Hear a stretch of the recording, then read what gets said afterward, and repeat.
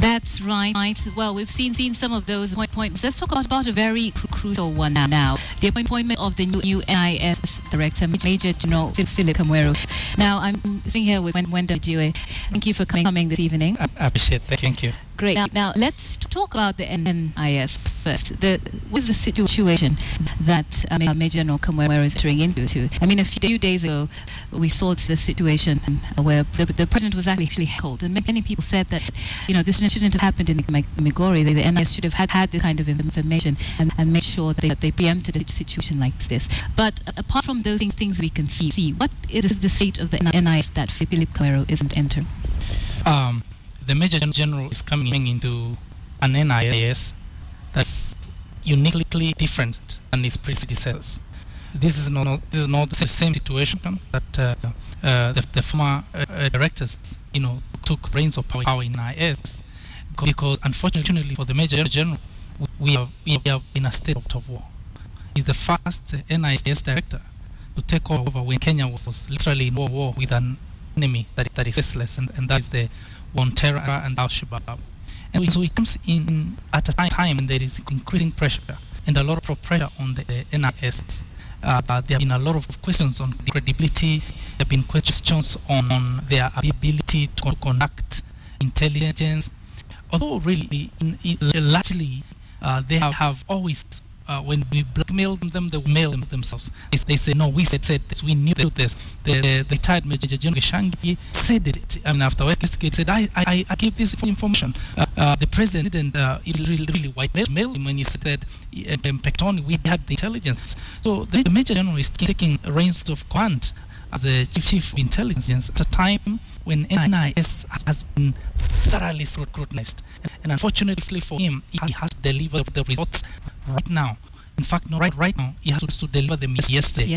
And if he doesn't, he will be judged very, very unfairly and very harshly, and really pray that he get the grace to do this at this time. Right. Well, during his vetting, he seemed very confident. He need to say that his background in military intelligence would be one of those things that actually helped him. And one of the things he talked about doing is making sure that the recruitments for Al-Shabaab that are being done of Kenyan nationals in training camps in Somalia, he will put an end to that. Do you think he will actually be able to do that? I have no doubt in my mind about his personal performance. He was a colleague to me when I was in the armed forces some years back, and in talking to those of his colleagues that were my colleagues that worked closely with him in the intelligence world, I have no doubt in my mind whatsoever about his personal performance. He is known to be a team player. He's a man that is able to deal with big and the small, whether they are privates or recruits in the armed forces or whether they are generals. So he stands in the middle. He's a very well balanced man.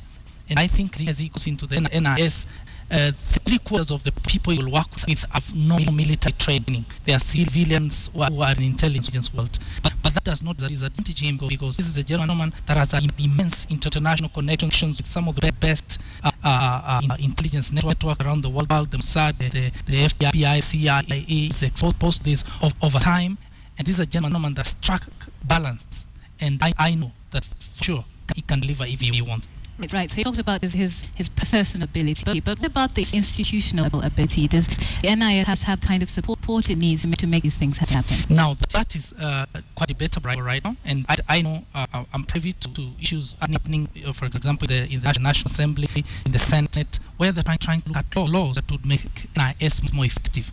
One of the challenges NIS has had lately is where they gather information, identify culprits, and all they do is hand it over to someone who decides whether to act or not.